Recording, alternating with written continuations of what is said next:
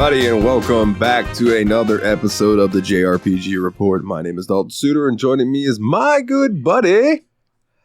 Hey, it's Michaela from Team Retro, the dynamic duo finally back together after many, many days of trials of tribulations. And trying to get a show together. But yeah, so I have no excuse. Work's been kicking my butt, and we're on mandatory 6 days through the holidays. So it was like, hey man, I'm off today. And you were like, we should knock out a report. I'm like, that's a fantastic idea. So here we are. And we got some news to cover, my good sir. But before we do that, how you been? Well, busy and even busier and even busier. I haven't been slaving in the coke mines of Cola, but you know, I've been attempting to educate some children, probably failing at doing that. But I do have one big milestone to share with you, the fine listeners. I have officially beaten Endwalker. And the crowd goes wild. It's about time, my good sir. A year and a half, 700 hours. Ooh-wee. And that's how long it took me to beat Endwalker. And how much of that was glamour farming? Probably about 90% of it. Yeah, that's what I thought. Man, oh, hey, we have a guest. We have a guest. He barged in. Oh, hey, buddy. This is my son, Kyle. Hi, Kyle. He can't hear you because I have headphones on, I know that. He sees you waving. And he's more excited that he sees himself in the webcam right now. All right, kiddo. Hi. Hi. Oh, I like his jammies. Yeah, he's got Mickey jammies. Come on. And there's the wife coming to collect them. All right. Hello, Michaela's wife. She can't hear me either. She can't hear you either. Yeah, that's fine. So, he was supposed to be sleeping. It looks like he just crawled out of bed to come say hi. Oh, he missed Papa. And I definitely did not want to pause the audio for that. So, you know, everybody, that's my kid. Yeah, man, that's all good. But yeah, man, Endwalker was really good from what I remember of it. It's been a while since I rolled credits on it, but I'm still in the post game content, so I'm not like super far ahead of you anymore. Wow, you know what that means? Time to run some dungeons together, my friend. Yeah. Let me hold on. Where's your arm? Oh yeah, let me put the needle back in. Put the needle back in. Now we got to run dungeons. Yeah, we got to gear up. I have not been playing that much lately because between work and I know this is not a JRPG and it's sacrilege on this show, but Mountain Blade 2 Bannerlord's real good. So like I have been playing that quite a bit for this past week and a half. What pray tell is this game? How do I explain Mountain Blade 2 Bannerlord? It is like so I'm playing the campaign of it, but it's like a sandbox RPG where, so when you start off, you're basically like a sword for hire. Okay. And you have some different choices. You can be a trader if you want to be just a trader. You can go be a sell sword for people. I like to go around and start gathering up men and building up a small little army, and then I'll go swear my allegiance to a kingdom and then try to rise through the ranks. I like to go between towns and find where arenas are having tournaments and win the tournaments because you're trying to build your renown for your family's name. Yeah. Is this single player? Yeah. There's also multiplayer, okay. though. Okay. Like, you can go on and do, I believe, like, tactical online battles and stuff like that. I'm not interested in that. I like single player. Yeah. It sounds interesting as heck. It sounds almost like Black Desert, but not. Oh, no. Because didn't you explain Black Desert one time as like you could just pretty much do anything you want? Yeah, but Black Desert's an MMO. So right. so yeah. Black Desert though there's a lot of freedom to it, but same concept though, because Mountain Blade is very low fantasy. It's like medieval time, but there's no dragons and things like that. There's just armies. I mean, as long as there's an opportunity to start no fire. Oh yeah, you don't want to light no fire, man. We What was it? Light no we fire. can't light no Sorry. fire. But yeah, don't we can I completely got that joke wrong. I screwed it up. to briefly touch on that again because it's not a JRPG, and then we'll get to actual JRPG news. The new game by Hello Games, the people who made No Man's Sky, looks fantastic. So it's not. That's fantasy medieval, whereas this is low fantasy medieval. Actually, no fantasy medieval. Okay. Gotcha. Oh, I see what you're saying. So it's more like, actual just swords and yes, and no magic. Yeah, and you can do sieges on towns, so you can build catapults and door rams and stuff and break into the castle. So I did a battle, and my PC was struggling with this many people on screen, Yeah. I don't know how we won, but I had an army of about 190 men and went up against this army of about 700, and we won. I'm thinking it's because I had a lot of mounted people and archers, and they did not. But that was there's a lot of bodies on screen at once. Dynasty Warriors, but not. Far more tactical. Okay. You have 4 directions you can swing and 4 directions you can block. Oh, crap. So it's like... So you have to know when to swing and when to block. It's a little more technical than Dynasty Warriors, yeah. It's Gotcha. like a legitimate war. So you need to turn your brain cap on and yes, figure things out. Yeah, and put points into your tactical skill. Gotcha. But yeah, it's because you're running around the battles like you yourself can fight in there. You can switch between third person and first person. You can ride around on your horse or you can go on foot, whichever one you like to do. But you can also like hold buttons and you give tactical stuff commands to your armies and your battalions and stuff. So like there's some levels to it. Oh wow. But it's fun. So it's been taking up most of your time in between Yakuzas. In between the Yakuza games for TSMP, yeah, for sure. Yeah. I would love a JRPG-esque version of Mountain Blade. That would be cool. That would be super cool. And I think it would be, give me something kind of like Fire Emblem Three Houses, but more in the style of Mountain Blade. So like, instead of being a tactical game, make it where it's like actual action combat with tactics involved. And I would be a pig in mud. It would be pigs do like mud. It would be fantastic. Yeah. Wow. Some developer out there. Let's yeah. We'll do the writing, you do the programming. Let's make some money. I'll voice act for you. That'll be fun. Dude, you've got the voice. Yeah, I started talking to a new lady today, and one of the things that she complimented me on was my voice. That was one of the first things I noticed back when Willie first introduced me to Steam Machine. Is I started listening to an episode, and first thing I noticed was your voice, and I'm like, dude, that guy's got a voice. Well, thank you. Thank you very much. There it is. So yeah, man, let's get into some JRPG news. Let's do it. Off with Yuiden Chronicle 100 Heroes unleashes a 6-minute key features trailer providing an in-depth overview of the game. Rabbit and Bear Studios and 505 Games have shared a new 6-minute trailer for Yuiden Chronicle 100 Heroes that details a handful of key features for the upcoming Suikoden spiritual successor. It provides a closer look at several characters appearing in the title, along with details about its combat system, the war mode tactical strategy mechanic, town building, and a look at some of its minigames. It begins with a recap of how this title features 3 protagonists, Noah, Sain, and Marisa. Each of them come from different backgrounds and will band together in Yuiden Chronicle 100 Heroes to change the world. Throughout their journey, they can potentially forge over 100 alliances with various heroes across the land. Players can take 6 characters into battle. Each party member wields their own unique skills and abilities. Hero combos allow multiple characters to perform single powerful attacks together. Some special battles may involve the terrain, such as rock formations sprouting from the ground that characters must take cover behind to mitigate an incoming powerful attack. Several segments in Yuiden Chronicles 100 Heroes transform the game into a tactical strategy battlefield briefly with war mode. That was a hard sentence to say.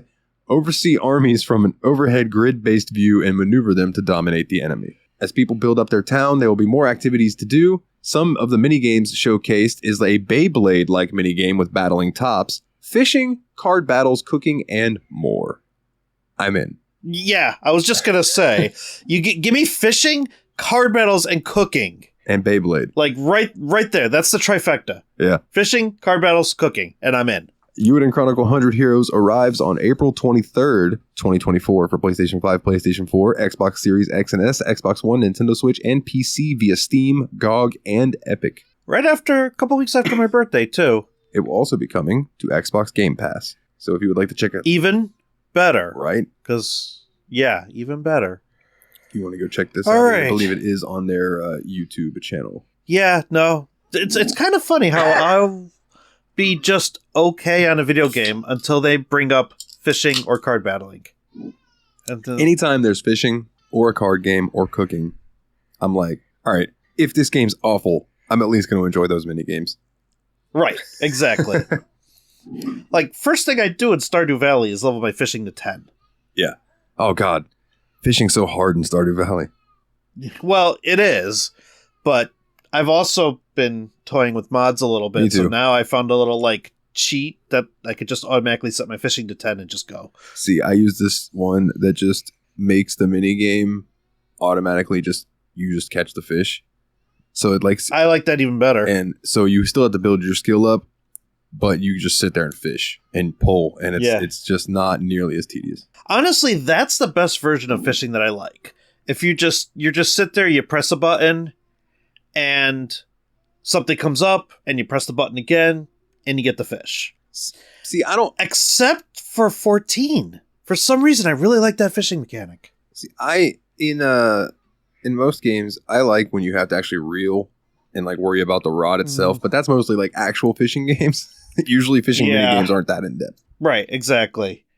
But yeah, I don't know. All right, I'll let you. It depends on the mood that I'm in when it comes to fishing games, or games that have fishing in them. Sometimes I just want to pretend to know what I'm doing, and other times, yeah, give me a little mini game or something. One thing I've noticed is that a lot of the fishing mini games in Japanese released games are a lot more simplified than, say, okay, let's compare the fishing in Final Fantasy XIV or one of the Yakuza games or something like that, right? Mm-hmm. And then think about fishing in Red Dead Redemption 2, where it's like you can cast and sit there for 10 minutes before a fish actually bites your rod, then you got to reel it in and it can break your line and all of that, and then you got to... Yeah, see, that's the kind of stuff where I'm just like, eh. Oh, I love it. I love it. Do you really? I will install Red Dead just to go fish. And I won't do anything but just run right around the map and fish and hunt. Straight up. I'm weird. That's okay. I wish I could say I could get into Red Dead, but I couldn't. I gave it the college try. Hey, dude, it's a cowboy simulator. It ain't for everybody. Yeah. For sure. That's what I figured. Anyway. Yeah, I'll let you cover the next one. Good sir. Yeah, sorry. It's been a while, so now it's a good old let's get off track every story podcast. Yeah. So from Gamatsu, Unicorn Overlord details more ally characters and social activities. Meet Gilbert, Virginia, Berengaria, and Aramis. Publisher Atlas and developer Vanillaware have released new information and screenshots for tactical RPG Unicorn Overlord, introducing ally characters Gilbert, Virginia, Berengaria, and Aramis, as well as social activities. I could be wrong. But if that name is pronounced like the cologne, it's Aramis. I could be wrong. I was thinking Three Musketeers. You are probably right, because I'm thinking of an obscure cologne and you're thinking of a popular character. So, you know what? You're probably right. Let us know in the comments. Yeah, let us know. Continue. If you want to butcher our pronunciation, patreon.com/JRPG Report and join the Discord. Join the Discord. Join the Discord and tell us how much we can't pronounce things. So, Gilbert, the Crown Prince of Drakenhold, stepping into the shoes of his father, the king, slain fighting the Zenorian army, Gilbert is secretly amassing a force with the aim of restoring the kingdom. Virginia is a survivor of the Cornian royal family, niece of Queen Elenia, and older cousin of Elaine. When Cornia fell, she fled to Drakenhold. Berengaria, former leader of the Tricorn mercenaries, Widely feared as a deadly warrior, she established her own brand of mercenaries and quickly grew it into a powerful force until the day she abruptly disbanded the group and disappeared. She looks awesome. She does look awesome. Very tall. Are they all supposed to be this tall?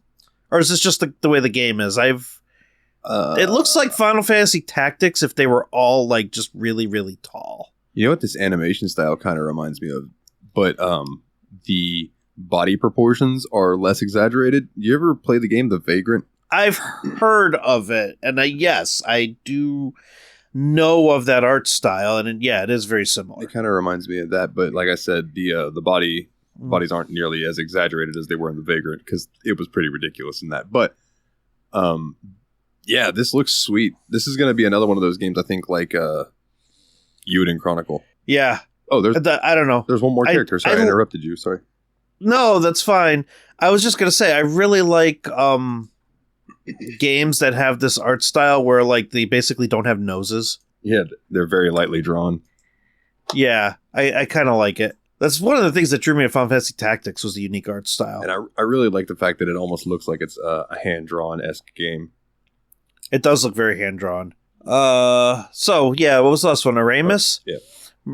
Mercenary from Drakenhold hired by the army. While his speech and affect is more elegant than might be expected, no one can deny his skill with the blade. Social activities. This looks like Fire Emblem.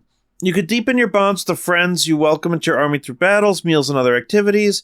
As your allies get to know each other better, they will unlock special conversations that benefit from increased stats when teamed up in the same unit.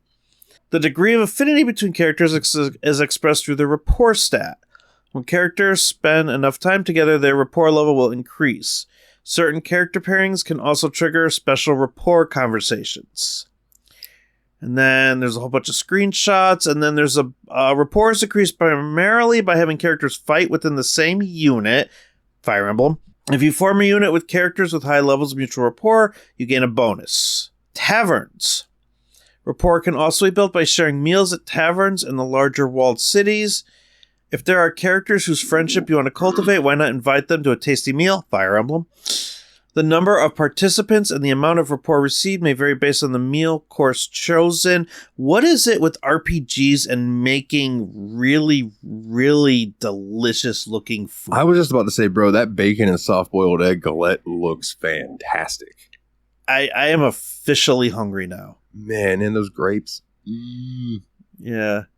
The pasta, too. Pasta pomodoro with eggplant. Ooh, yeah. Oh. Pasta al pomodoro and the margarita pizza. Dude, I just made Big Ziti this week, too. Now it's just making me want to eat more pasta. Damn you, JRPGs, and your food.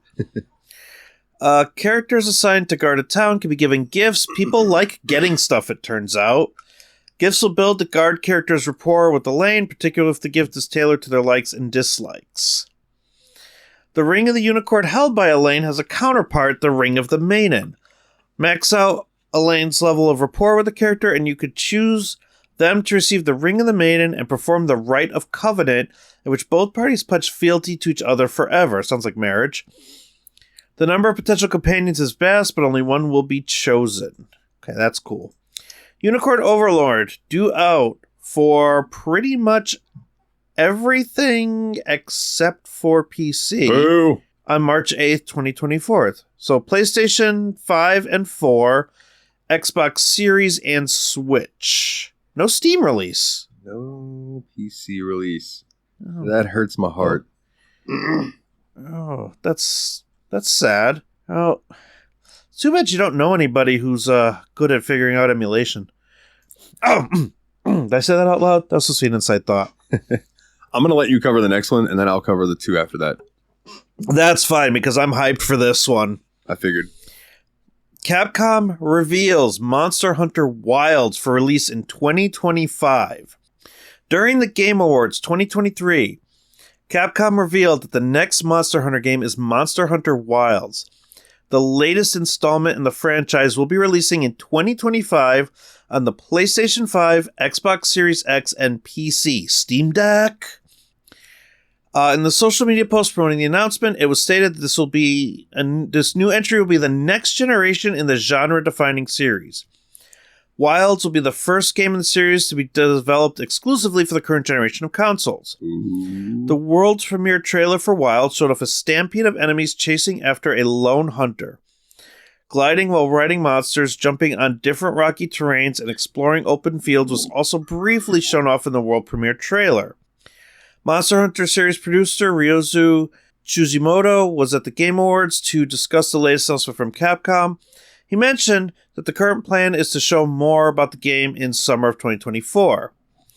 Wilds is the latest installment of the Monster Hunter franchise. The previous main release in the franchise was Monster Hunter Rise, which was initially released in 2021 for the Nintendo Switch.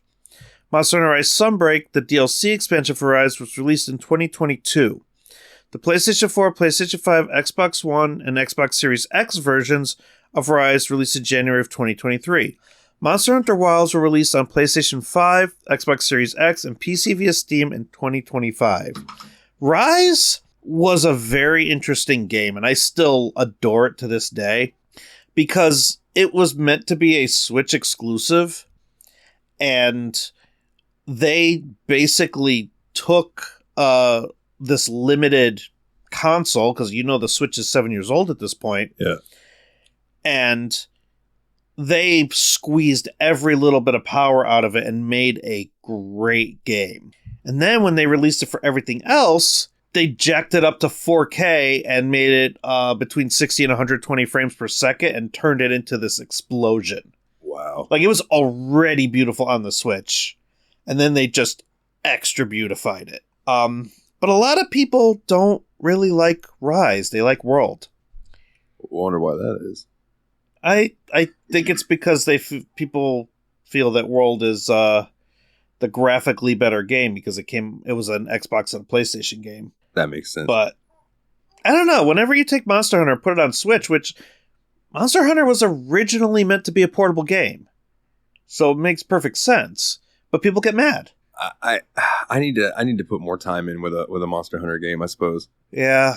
Well, Monster Hunter World wins the fan pick poll over at Steam Machine, then you'll have your chance, good sir. Yeah.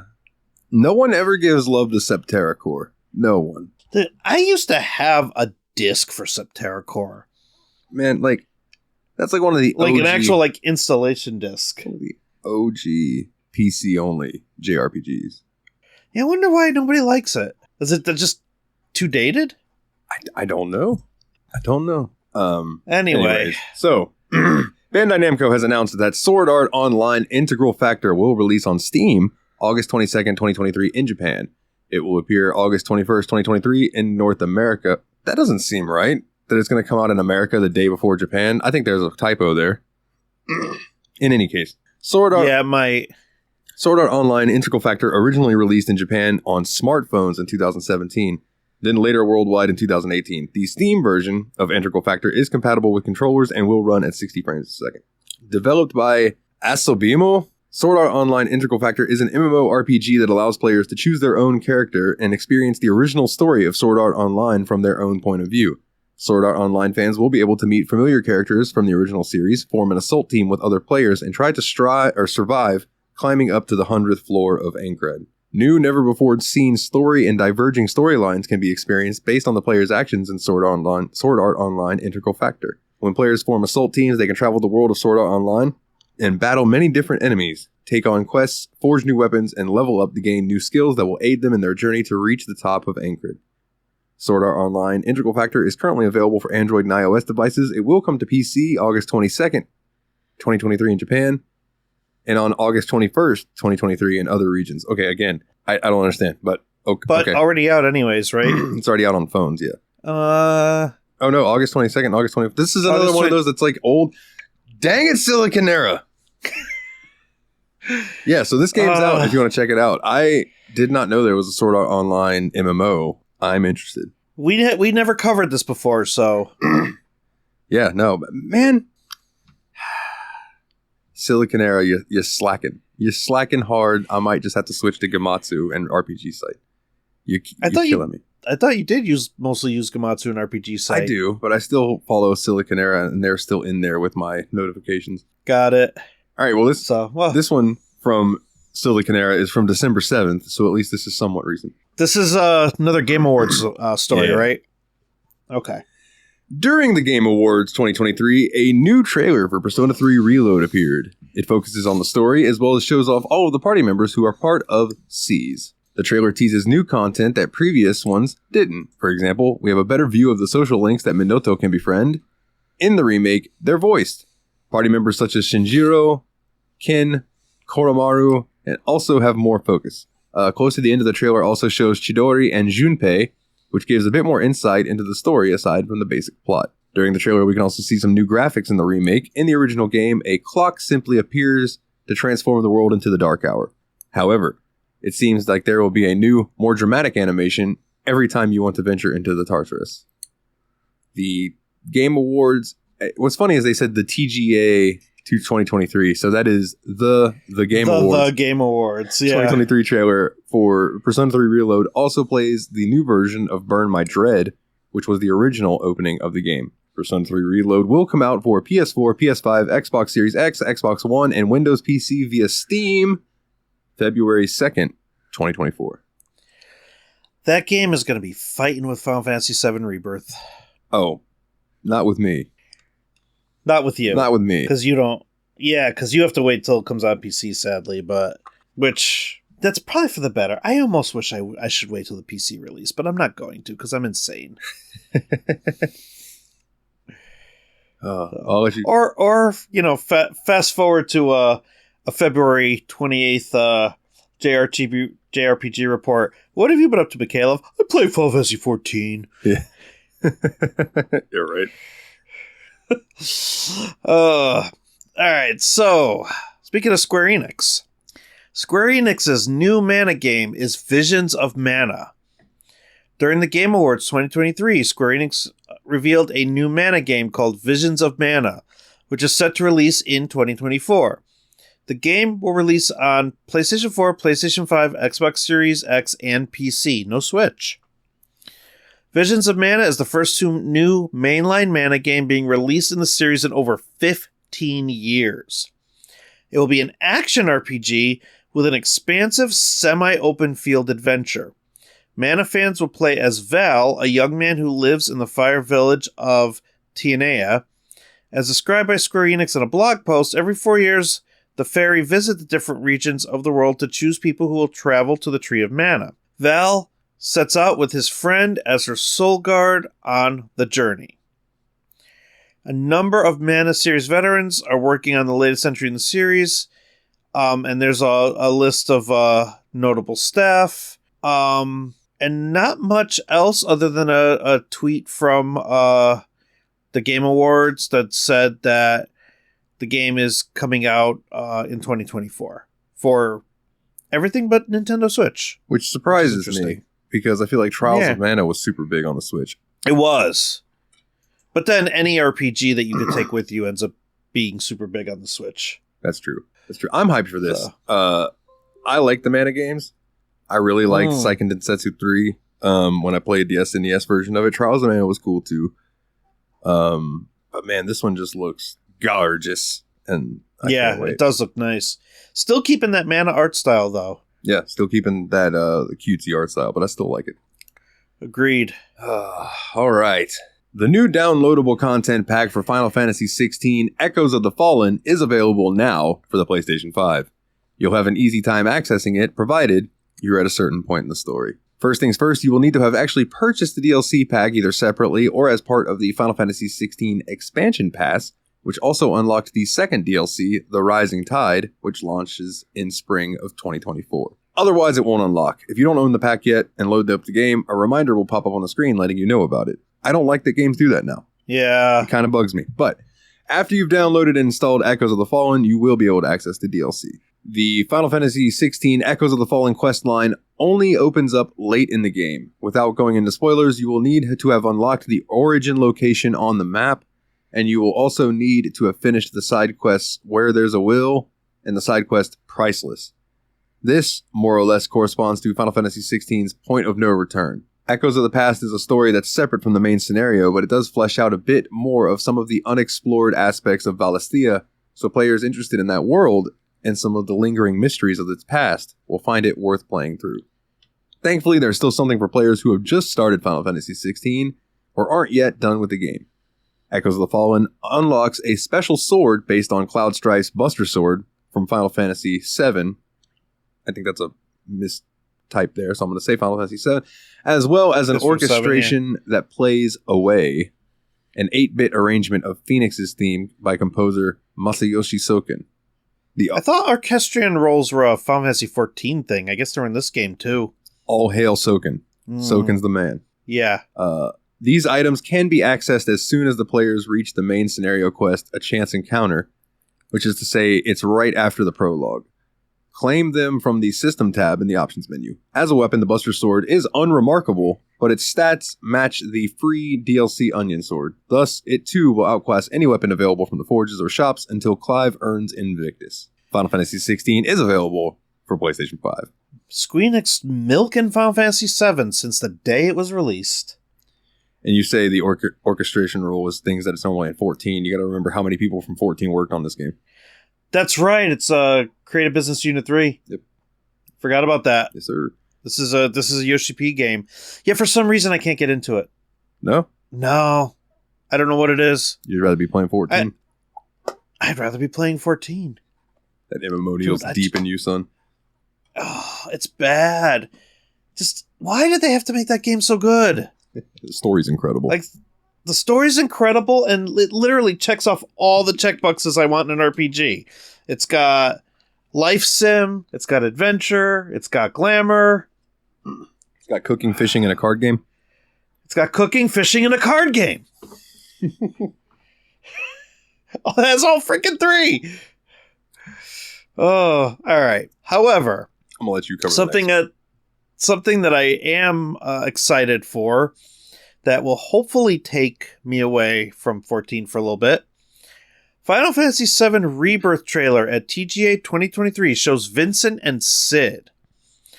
As part of Square Enix's The Game Awards 2023 announcements, a new Final Fantasy VII Rebirth trailer appeared during a performance of a new vocal theme song and showed Vincent and Cid. This one focused on highlighting the vocal theme and events in this second portion of the game. Here's a better look at the latest video going over the elements of the game. It offers a mix of cinematic moments in the game, illustrating how the story will go, as well as new peeks at gameplay and how the experience will go this time around. This includes getting to see how various characters look in battle, and seeing Aerith herself sing the theme song at one part. As for the song, it's called No Promises to Keep and is performed by Lauren Allred. Nobuo Uematsu composed the music, while Katsushige Nojima wrote the lyrics. And then there's a link to the trailer.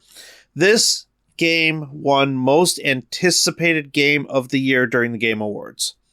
As the release window draws nearer, Square Enix has been sharing a lot of additional looks at Rebirth. Most of the time, this is in the form of screenshots comparing this remake to the original game. In case you missed them, here are some of the more notable screenshots for Final Fantasy VII Rebirth. Each one includes a comparison showing how that specific moment looked in the original game as well. I'm going to click on one of them because I want to see what it looks like. Okay, so right off the bat, they did a comparison of the scene in Cosmo Canyon, where Bugenhagen is showing Cloud, Tifa, and Aerith everything about the live stream and the planet and the solar system. It shows the original, which is funny thing about Bugenhagen is like he was like a weeble wobble. He was like he had like no lower half legs. Yeah. He was just like a little people.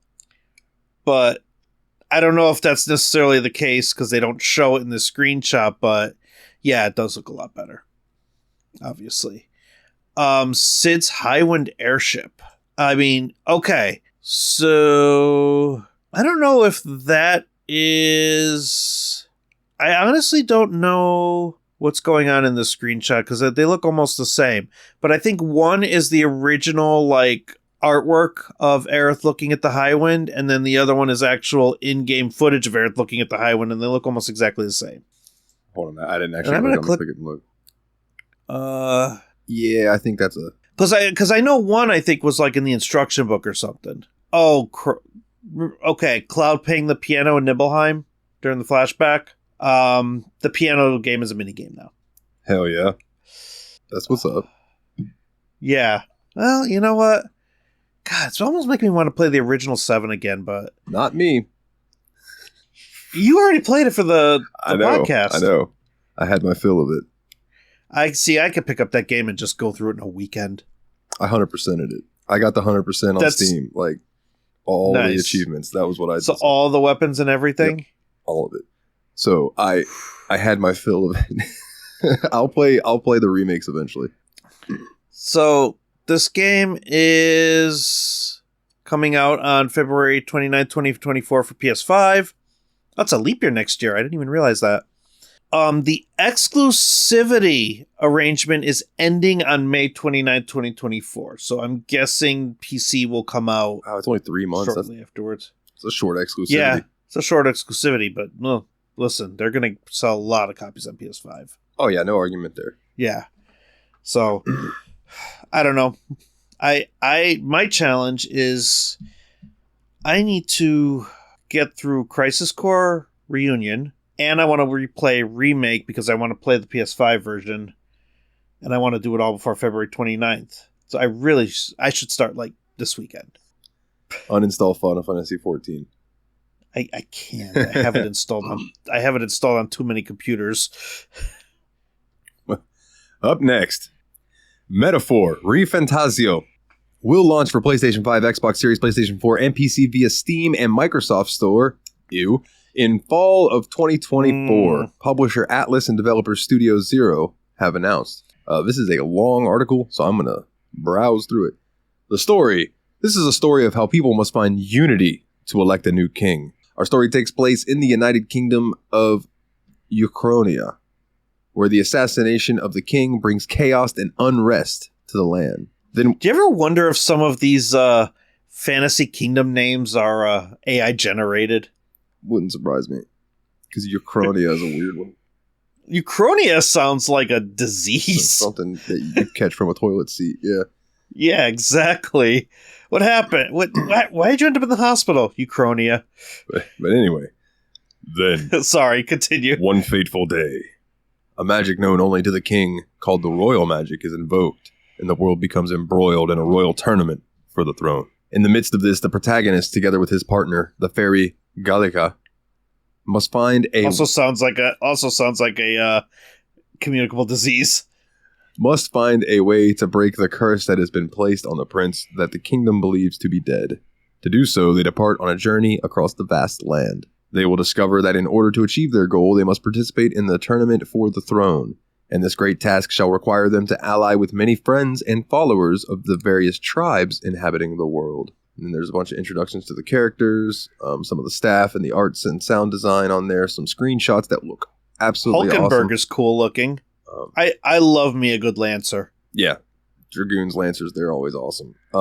Yeah. Additionally, Atlas will host a special YouTube live broadcast in Japan, Japanese language only, unfortunately, for the game December 11th at 3:30 a.m. Pacific, 6:30 a.m. Eastern, 20:30 JST. That will feature guests from the Japanese voice actors, including Natsuki Hane as the protagonist, Sumire Morohoshi as Gallica, and Kinsho Ono as Stroll, and Sayori Hayami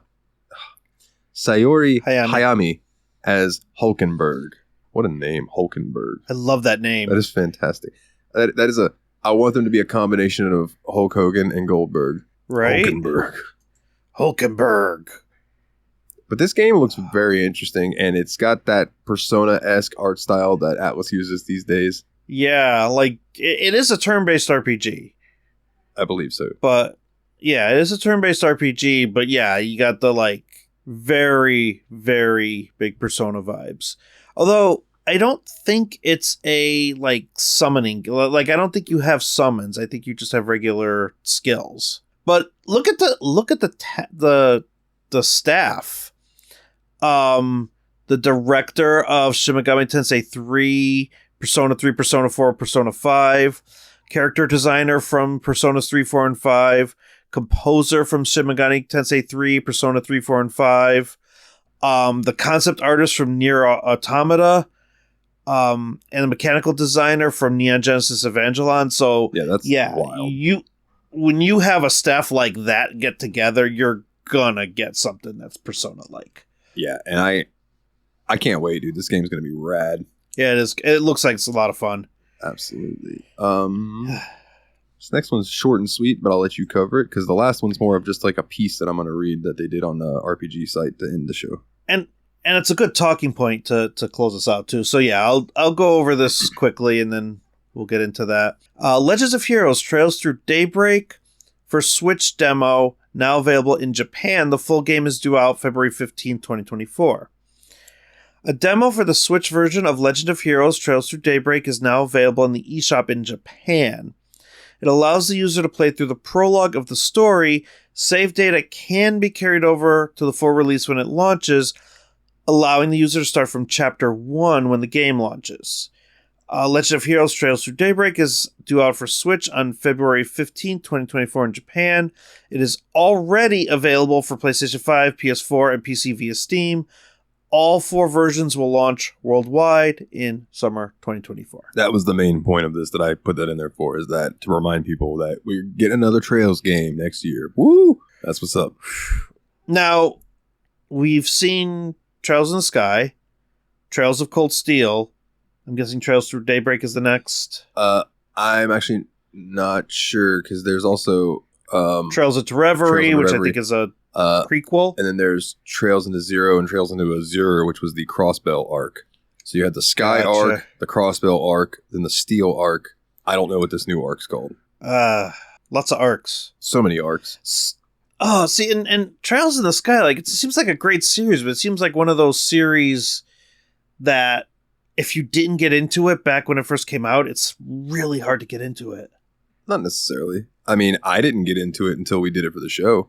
Yeah, but there's so many games you now have to go through. Yeah, but that's also the same way for Yakuza, and we've already played 4 of those. That's true. That is true. So, I mean, it's just, you just got to dedicate your mind to it. You got to stop playing MMOs. I feel seen. Like, now do you see why I always pull the needle out of my arm when it comes to MMOs? Because it's like, I have other things that I need to play. Yeah, I know. Like, and don't get me wrong, I'm not hating on MMOs. I love them. Everybody knows I love them. Black Desert, Final Fantasy 14, that's my stuff. But see, 14 has just been such comfort food. That's the thing. I need to get out of my comfort zone. I get it, dude. Everybody's telling me, get out of your comfort zone, play some games, play some other stuff. I'm hopeless. Nah. Don't put that in the show notes. You're not hopeless. This week, Mikolov admits he's hopeless. Is hopeless. What's that? Mikolov says he's hopeless. I am hopeless. So this final little article I thought was interesting is by Paul Shkreli. I hope I said your name right. From RPGsite.net. And it's a piece, Move Over Remasters, remakes are taking over. Now, having just played a remaster of Yakuza 3 and then compared it to a remake with Kiwami 2, yeah, I can see this argument. So let's go in to see what they have to say here. 2023 has been a great year for video games, and RPGs have been no exception. Between Final Fantasy 16, Starfield, Octopath 2, and a little game called Baldur's Gate 3.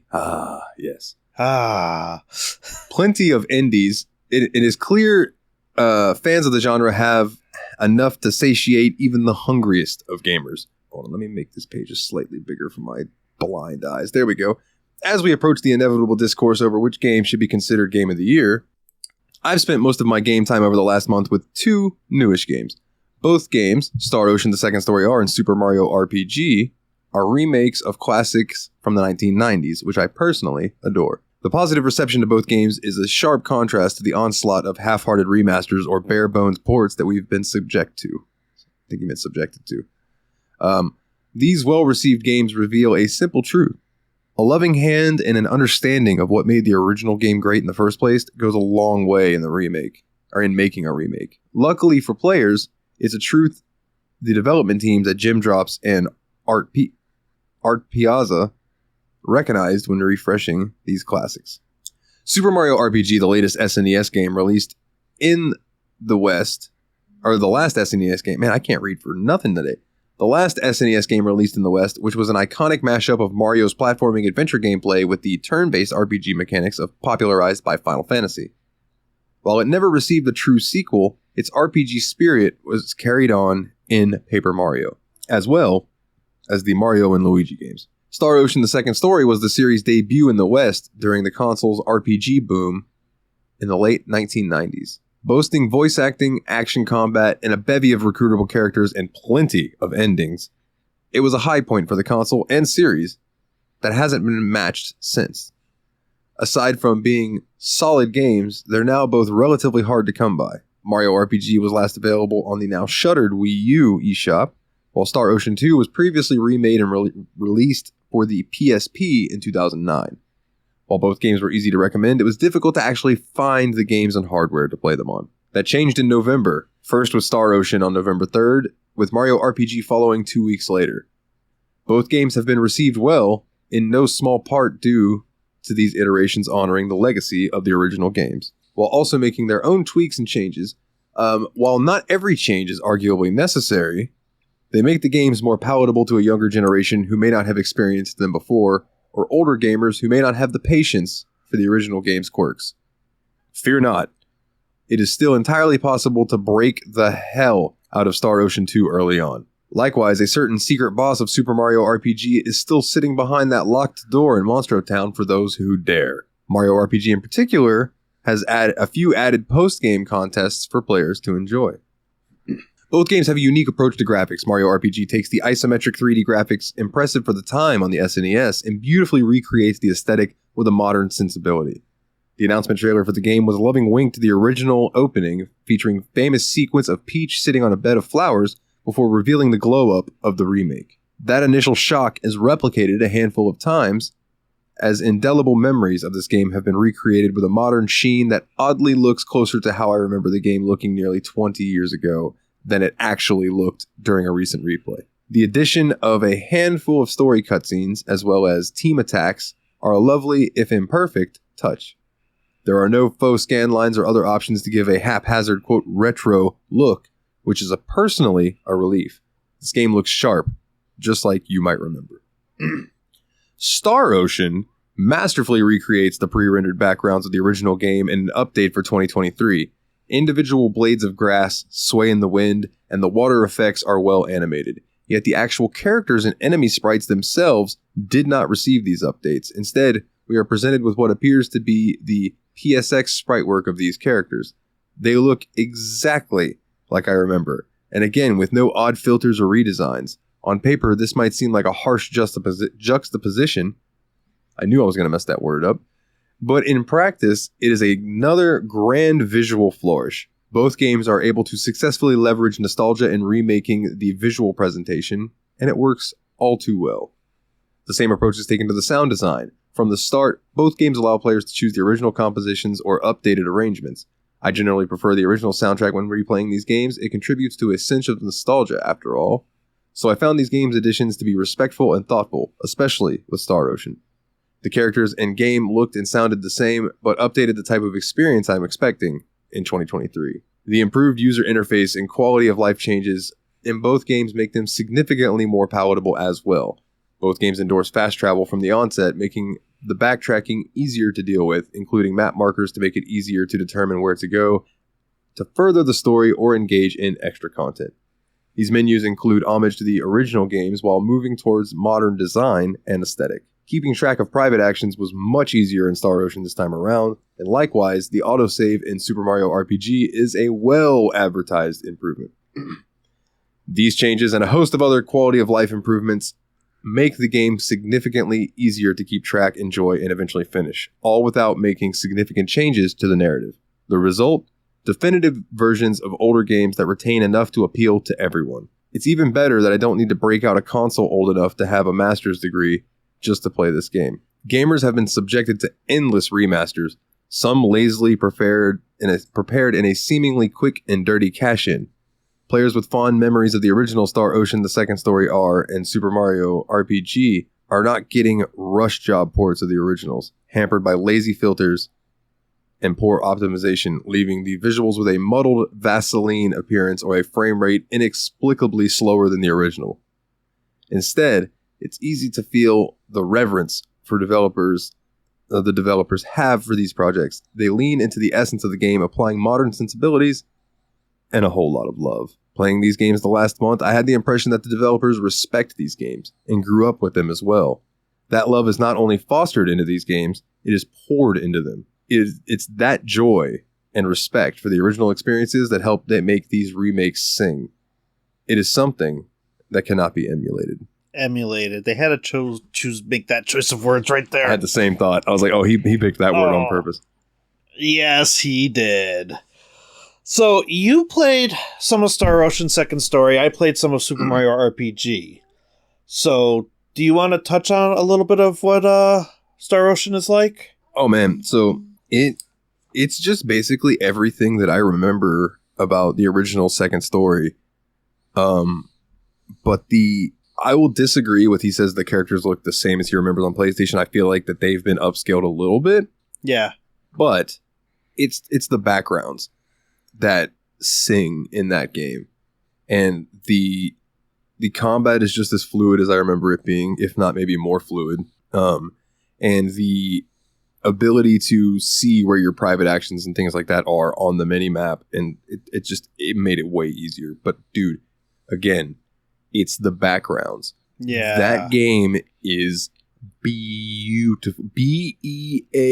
Beautiful. Fantastic, dude. I recommend it to everybody. And I feel the same about Super Mario RPG. It captured every single moment as a kid that I remembered from that game and kept it pretty much exactly the same, but it looks like a newer game.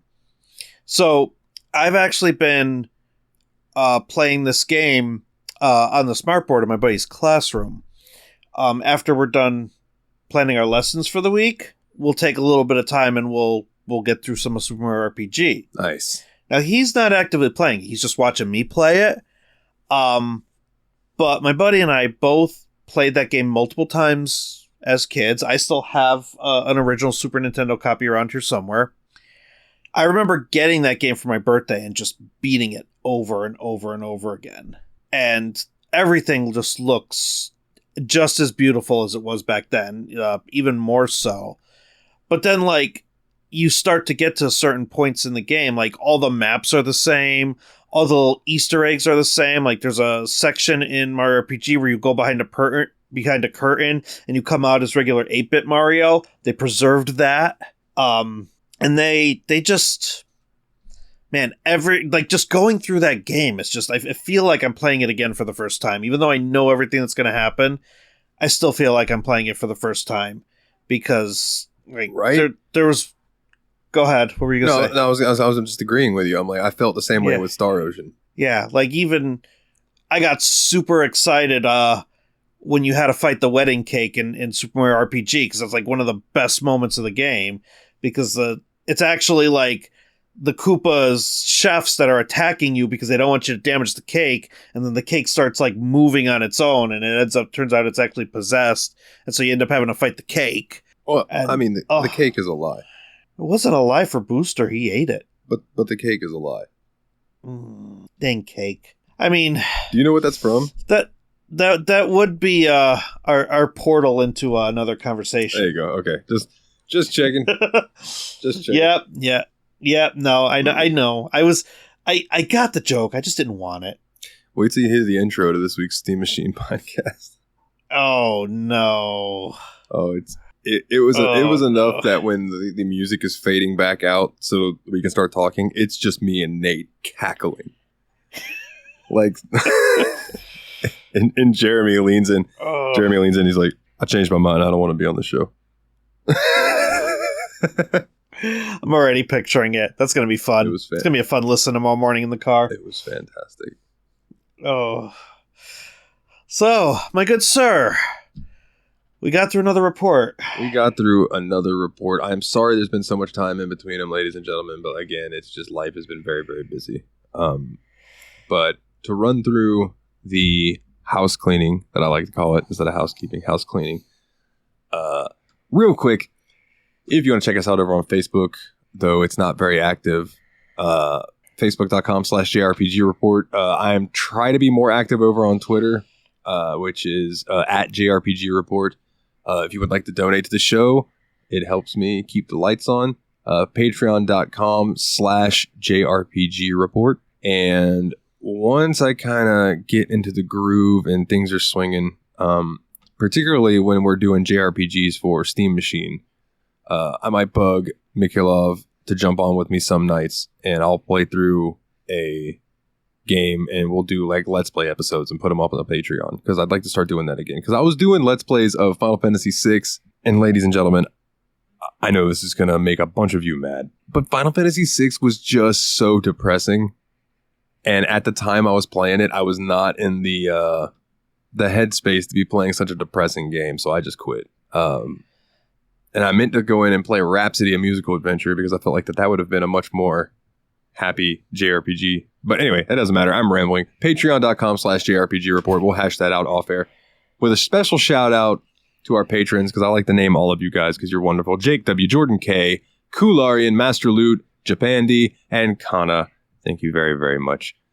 Check me out over on the Steam Machine podcast, where we just covered Yakuza 3, and our next game is going to be Duke Nukem Forever, because that won a fan poll because our fans want to torture us. But just wait till the next fan poll. You're going to be tortured some more. No, because there's another fan game between that, my good sir, remember, and that is Mega Dimension Neptunia Victory 2. Wait, are they tied right now? No, so Duke, because Duke is the next episode, I pulled the last poll. Okay. And the winner of that poll was Mega Dimension Neptunia Victory 2. Oh, so we got a while before that poll resolves. It'll be a while before that poll resolves and you get your Monster Hunter. Okay. Yeah, no, that's fine. I'm okay with that. But yeah, so there will be a JRPG report coming up. Talk about hashing something off air. I want to try and convince you and the boys after the new year to play Ori and the Will of the Wisps. Is it better than... Yeah. Okay. Just in the beginning. Just from like the first hour. It is much better than the original. Okay, because I liked the original. It was just so hard. It was hard. You didn't beat it, right? No. I think Nate did. I did. I think it was just me and Nate who beat it that yeah, I don't think me and Willie did. Yeah. But I also beat it that night. I was determined. I beat it I don't know, a half hour before we started recording.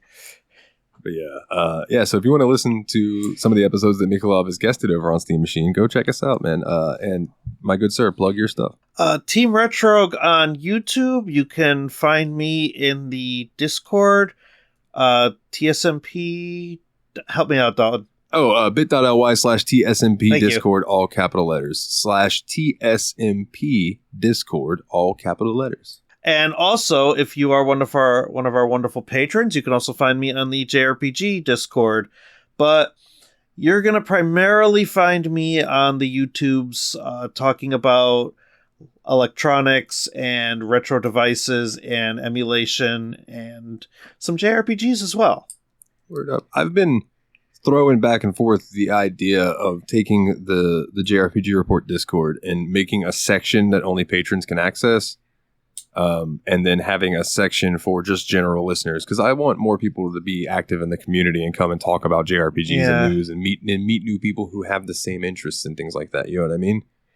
But I also don't want to take away the perk from Patreon. So I want them to have something, because they lost the Let's Plays for a while, and I feel real bad about that. I really do.